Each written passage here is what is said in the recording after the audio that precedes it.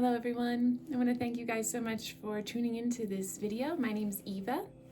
I want to just remind everyone at the top that one-on-one healing sessions are open for booking on my website if you feel called for extra support at this time or want to take advantage of some of the energies and codes that are coming through. I would love to see you there. There's a link below. There's many ways we can work together, lots of recorded options, written guidance, so that's available to you. In this healing, I want to focus on something that I have been working on for probably my whole life, if I'm honest.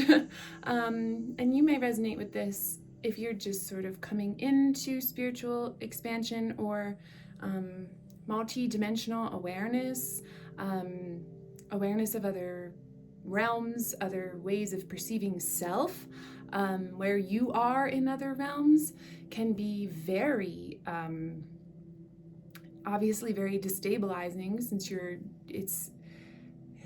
it's not what we have been told, right? This realm, for the most part, believes in a kind of closed loop physical system.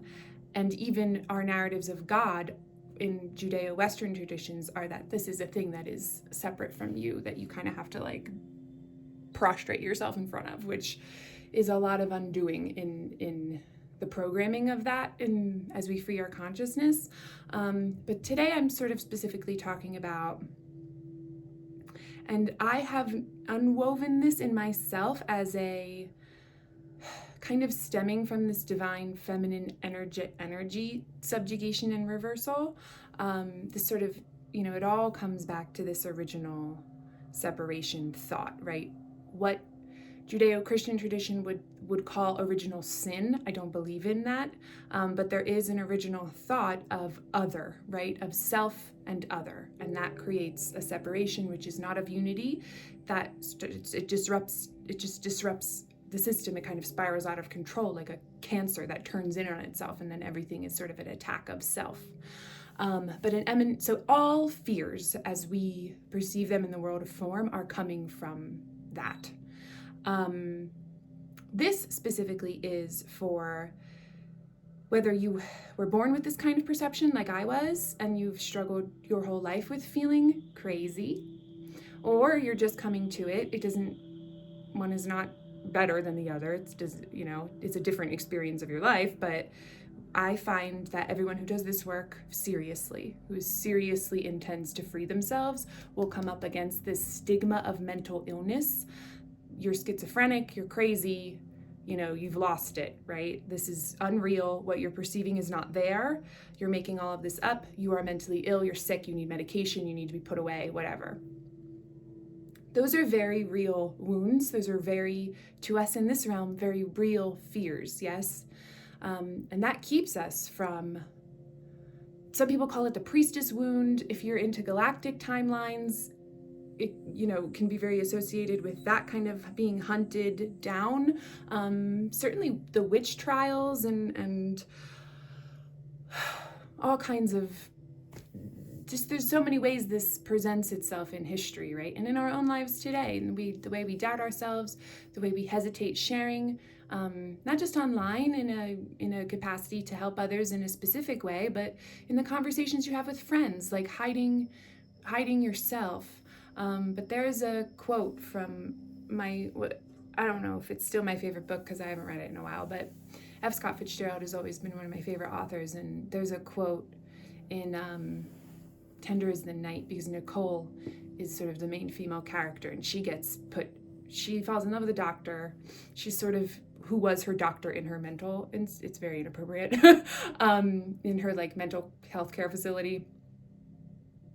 But she has a line down when she sort of, learns who he is.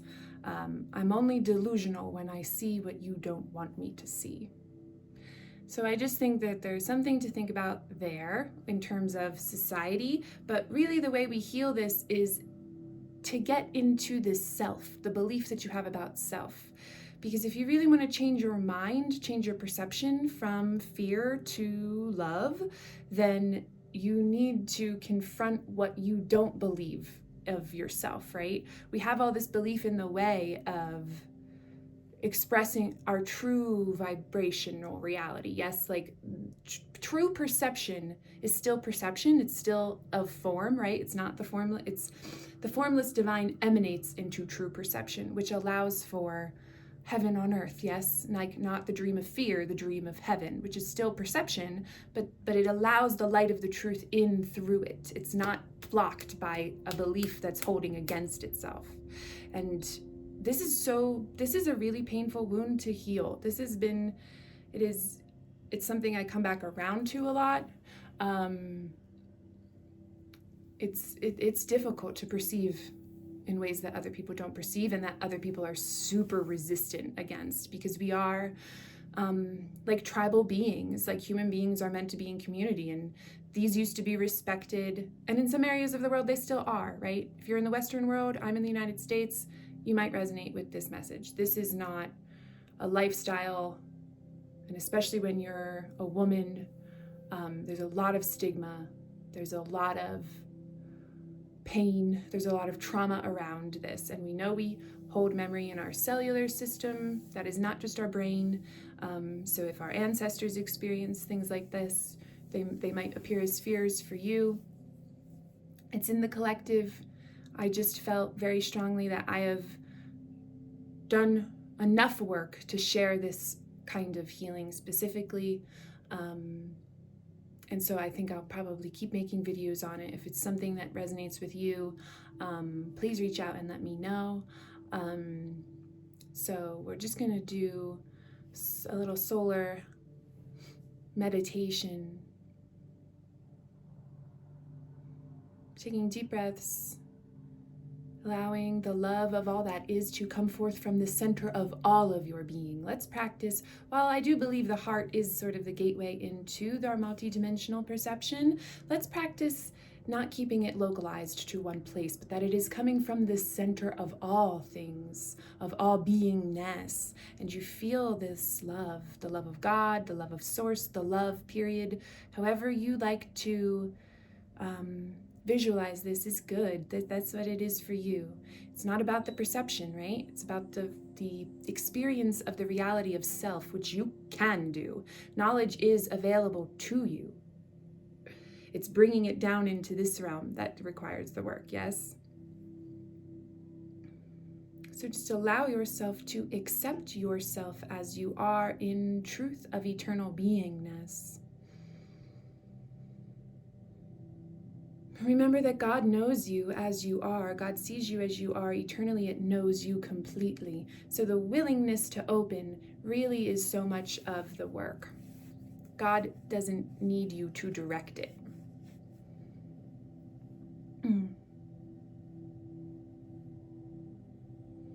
If there are very strong resistances, strong beliefs in fear that come up at this time, do your best to breathe back into the center of your being, witness them.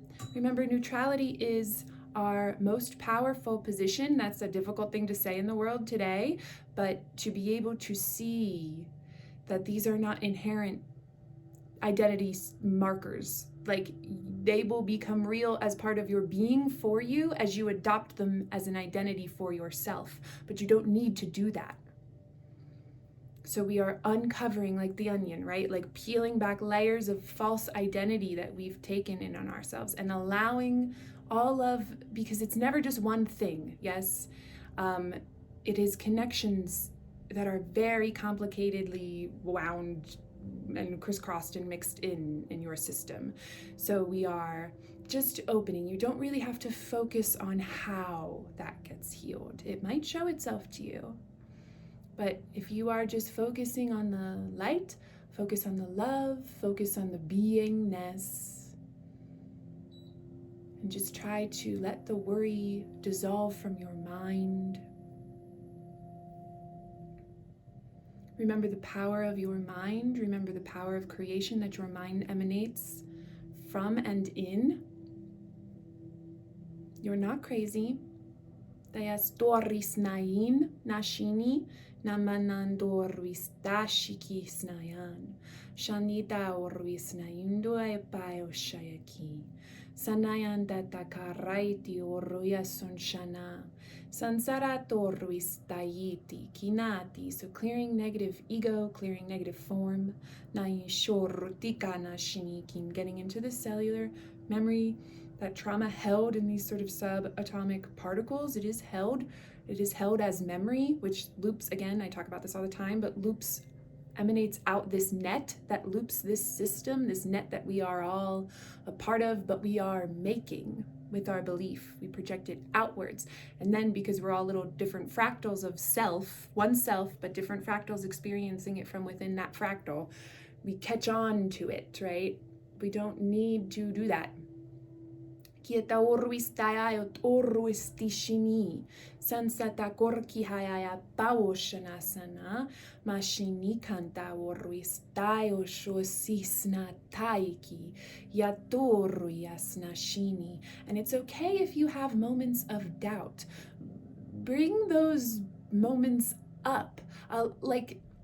It's important to understand that there's a different way to see everything. Every single moment that you have doubt or a negative thought, I was talking to my best friend about this yesterday, use it as an opportunity. It's kind of like a call out, or that if you're in a neutral state and you see it come up and then you feel pain in it, right? You feel fear come up when you start to witness it. What an incredible opportunity. In that moment, instead of feeling letting yourself sink into the pain and the doubt and the self-judgment about having it, take that powerful opportunity to transmute it by neutralizing it, by seeing in it that it is not inherent to you, but that you made it and that you can unmake it. That is the process of forgiveness, of forgiving yourself for what you have made. And understanding that because you made it, you can unmake it. This is the great undoing. We undo this process from us. And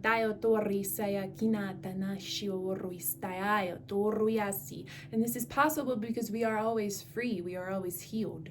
We are eternal beings. Shansata orbis nain. Kanakoruyas nayon toruis tishikines santa oruyas sutopa ai. Kara ayat. Shansanan doruayat oruyas dishirit sikana karaya torian dayatoya suyashamanayana manayon data karikia takina kana kana shana sansaratori tiantai kinan taoshnia sansita kariti shaya koruan sarati antatorris taya shukianasana kana nandiatori tisi. If you feel doubt, do not worry. Do not be afraid of your doubt. Do not judge self if you doubt yourself, if you doubt God, if you doubt your ability to allow the God of you to move through you. You are in a perceptual system that does not believe that is real and is trying its best to preserve itself. So we perceive that as a tack on when we want that to emerge from us. But it's crucial that we perceive these as aspects of self, because that's the only way that we will be able to perceive unity. And to forgive others, to forgive ourselves for the world that we made, and to forgive other little fractals of self for making it as well. Blame perpetuates false narrative. Judgment. That is hurting yourself. Is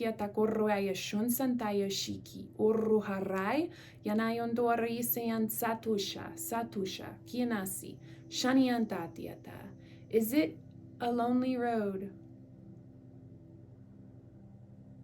to the perceptual experience of human as we think of it? Yes. When you allow yourself to really feel the being. This is perceived in many different ways. For me personally, I don't really perceive beings as separate entities anymore. I experience collective fields of consciousness that are being, but they don't look like individuals to me anymore. If you experience them as individuals and you feel loving acceptance from them, you feel expansion, you feel them as yourself, These are beings that are attempting to show you the love of God that you are. They are calling you home to self. Understand that these beings are just as real as other human beings walking around in bodies. And sometimes you need to be physically, like Nikola Tesla, the real Nikola Tesla, said something like this, yes? In order to truly innovate, in order to truly bring through, I'm paraphrasing, but in order to truly bring through what you are meant to bring through, you have to be alone. You have to purify out everyone else's ideas, everything you've learned, everything you've ascribed from others to your identity, to what you should be discovering, whether it be scientific or perceptual theory or practice, or anything that you do, music, art, various business things that I don't know anything about, writing, anything that you do, that you have a period of purification so that you can really hear what's coming from inside of you. Because I think really closely associated with this sort of mental illness stigma and narrative is this idea that there are people who are creative and people who aren't, or that your imagination is phooey after age 10. That's ridiculous. And that shuts you off from multi-dimension. That is a program that separates dimensions. The imagination is, numbers are to me not quite helpful, but this sort of collective soup of narrative and form and music and frequency and infinite combinations there within are meant to sort of come through and be expressed through your unique coding. But when you shut off and think that this is just because I'm thinking about this in my head and I see images from whatever, it means that it's not real. Do you know that scientists who are funded by whatever, right? Like science, as people like to say what science is, I think it's a method, and what I do is just as much science as those that are funded by corporations that would have you not know who you are. But anyway, I shouldn't have went off on that rant because now I don't remember what I was saying. Yes, these scientists don't know where thoughts come from. Neuroscientists don't know where thoughts come from because they don't have measuring devices for this other dimensional state. But it doesn't mean that it's not real, and it doesn't mean that you're not already functioning there. Normalizing what we are already doing in other dimensions is so helpful for bringing this into the physical reality. Look, guys, we're already doing this. We're just calling it something that everyone else isn't calling it, right? Everyone participates in these dimensions. There are dimensions more expanded with more information, absolutely yes. With less fear in them, absolutely yes. But we are extending through. And however and at whatever level of information you're extending into at this time is absolutely gorgeous and beautiful, and it is you. It is your expression at this time. It is you understanding yourself at this time. You're not crazy. You are reuniting with more parts of yourself. It's all self, all parts. You talk to the trees, glorious. They want you to. You are made of the same material as they are. You are their family. We are meant to be in communication with all life. And if you are in the United States, I really encourage you to sit in the land and ask the loving ascended Native American spirits of wherever you are to meet you there. The elemental forces, the spirits of the animals of the place that you are in, the plants. Let yourself sit with that, because they are really, really working with us at this time to ascend as well.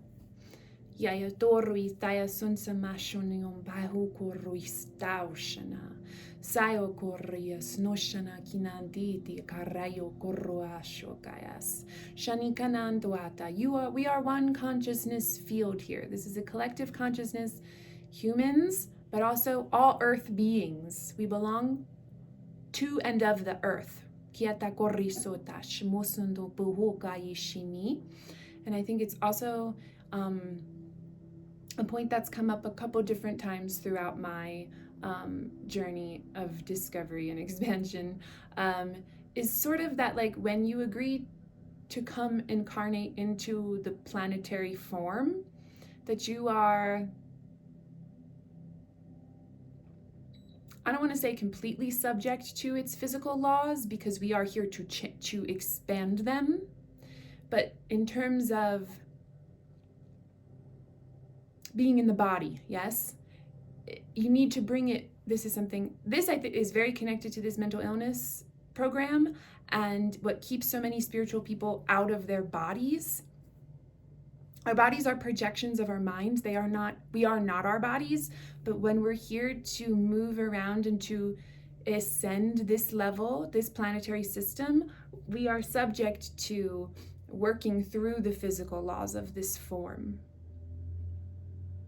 which is why you don't snap your fingers and appear in a different reality. Things might change very quickly, but as I understand it, it is to rehabilitate the form and ascend the form as well. So we're clearing our bodies of fearful memory from throughout all of time.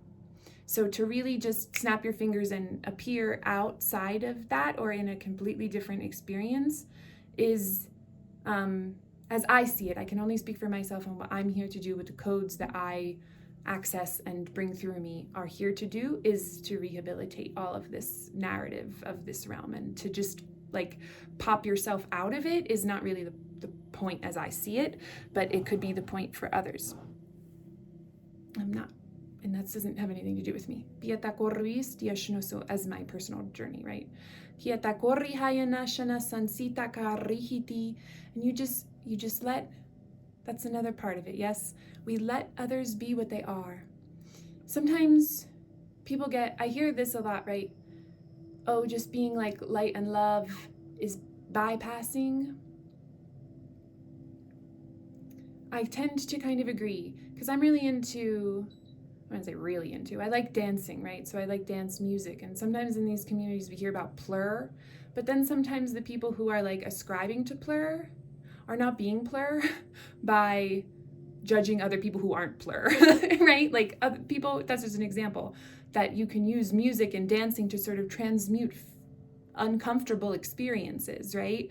So let other people be what they are. Let other people work their their stuff through, right? In whatever way they need to. We don't want to force anyone into what you perceive as your spiritual experience, or what you think it is to be positive. It's not all about that. It's about transmuting, recognizing, having everything out on the table, purging it out in whatever way that looks like. Because if you're in a state of neutrality, which more and more I really think that's what love is in this realm. It takes the form of forgiveness, which is a neutrality, so that we can undo what never was in true creational formlessness, yes? I think that is important to understand, that this love that I talk about, the love of God, it's joy, but it's not love as we experience it on earth in that very constricted definition of it. It's not directed at one specific person or people or experience or pets or whatever. It is, in this realm, a state of allowance and understanding that you direct that acceptance because you see people at the level at which they are not the things that they have done, if that makes sense. Where we reach each other in love is not ever at the level of the ego.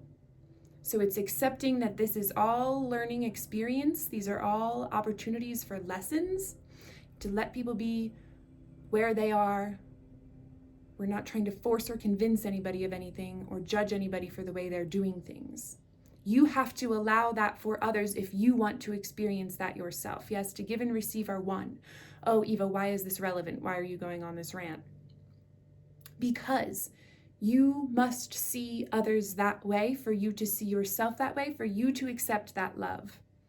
If you're holding a grievance for the way other people have treated you, for the way other people have judged you, that's a judgment. It's a belief in their justification for having judged you because you believe what they're judging you for is, I'm crazy. They should call me that, right? This hurts me because I have a belief that they're right. We have to open it up. You got to just take the frame off or whatever, like get under the hood and look at what this mechanism is. That's really what we're being asked to do. Understand how the power of our mind works, how it's connected, how we're perceiving and projecting, giving and receiving as being one exchange, like that is inseparable from each other. It's not about guilt or blame. If that's coming up, that needs to be released from your highest being. And what I perceive to be the highest self is, this first sort of emanation from formlessness into form. That's like kind of directly interfacing with this formlessness in like the most expanded form there could be. It does not look like a person. Doesn't look like anything. I don't think it has eyeballs. And so you can meet that self. There's a healer, Maya Mediclar, who I've worked with and who I've just been like in resonance with for years, and she calls it this origin priestess. And I think you can take this opportunity now, and certainly if you're not a woman, however that comes to you, origin priest or whatever, the words really don't matter, but this original, this self, this highest self, right, that is as close to the formless as you could be. This is you. That's the reality of you. So you can contact this, and you are this, and you can let this inform this physical form. Take this opportunity now to allow this presence to come through to you. Let it show you what you are.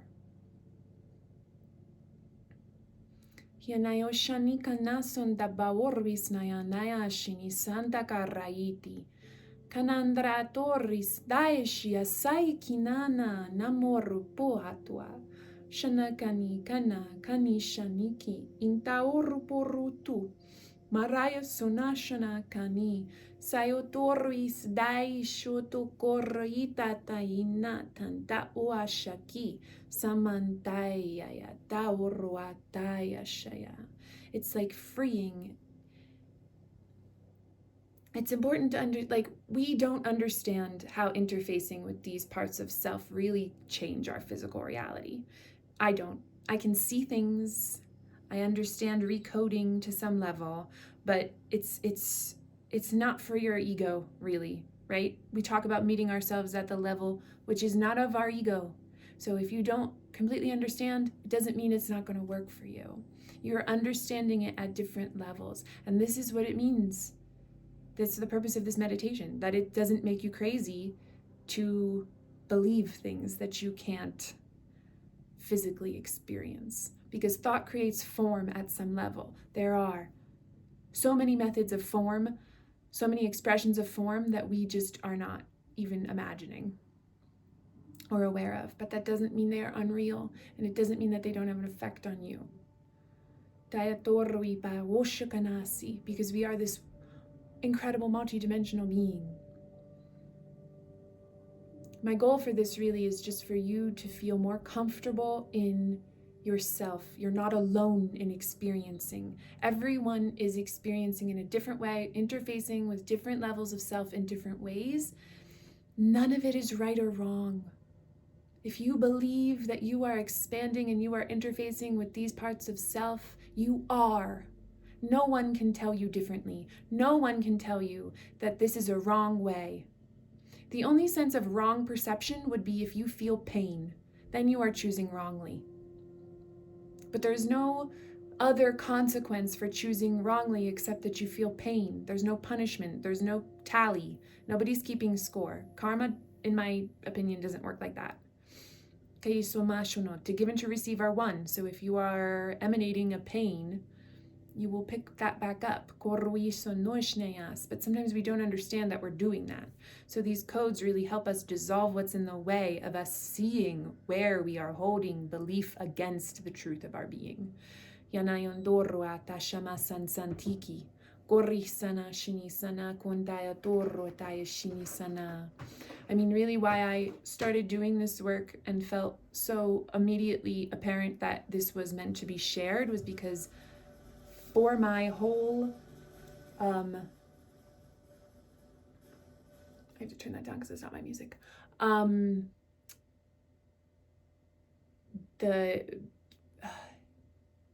That I wanted to do this work because I grew up feeling crazy. I felt crazy a little bit, at least every day of my life. I went through years of wanting to not be on earth. I went through years of trying to ignore what I can perceive and who I am and the call that I hear, and years trying to get at it from a completely off-kilter basis in order to be more accepted. And I don't want other people to go through that because it's not necessary.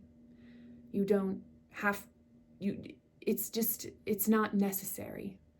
I would hope, and I have always felt this way, that we go through things in order to, even if you don't know that you're directly affecting others. This is a field. Yes, it's a one field. It's shared. When you leave, I am the way, right? If our lives are the way, we leave that as an imprint on the field. It's an offering. I offer my life to you, is that I offer the way that I did it as a frequential pattern in the field so that you can pick it up. If it works for you, I offer it to you. That's what that means, I think. So you don't know how the work that you've done on yourself makes it easier for other people so that they don't feel as alone. They don't feel as crazy. They don't want to off themselves. They don't want to not be here anymore. They're not afraid of bringing spirit into their bodies. That I've been through hell. We're all in hell. Guilt is hell. But that if you're still here and you are still committed and you are still sure that that this is a dream and that we are mistaken about what we are. Oh my goodness. How we can help others with that and in ways that we don't even expect.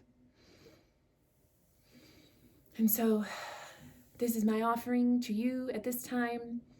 I'm planning on doing certainly way more codes around this because as the world changes and more people get into this kind of work, it can be difficult to discern, communities we want to be in or what we think is genuine, or sometimes we're met with resistance or other people are afraid of it and then they call you names and stuff. I mean, I know when I first started doing this, I sort of reverse did it and I immediately started going live on TikTok all the time and just heard the worst things that people could say to you, right? But we use it, right? If it's offending you, if it brings you pain, ask yourself why. What is the belief that you're holding that's making this painful for you? What are you telling yourself?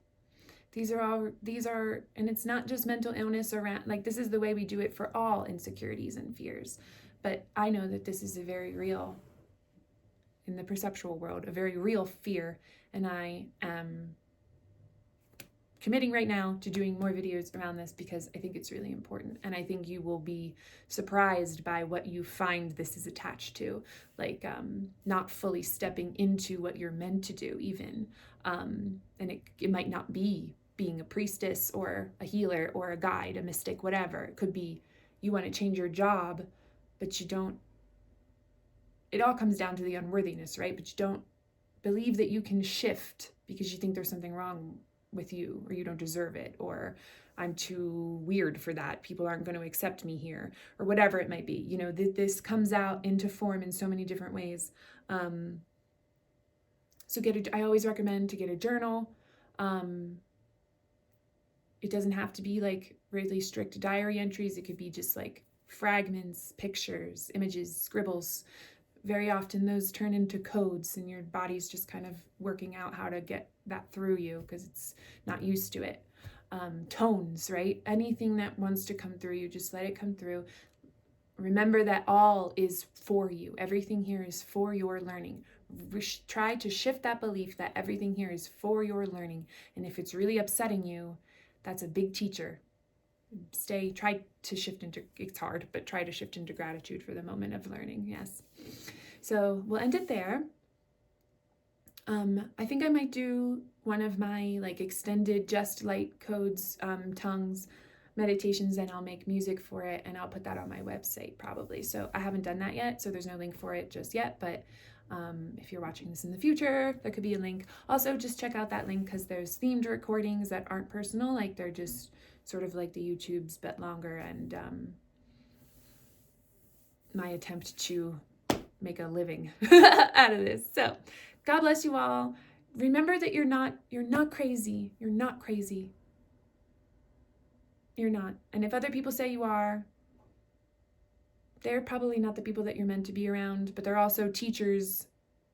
They're your greatest teachers. Sometimes the people that really we think they are really not meant for us are really, they were meant for you. They were meant to teach you something that you were having a hard time learning. So we receive them in gratitude. We receive them as parts of ourselves, and we extend love and appreciation for them. And we recognize them as part of ourselves. We need each other. We really do. I love you all so much. I hope you have a really, really beautiful day. Thank you.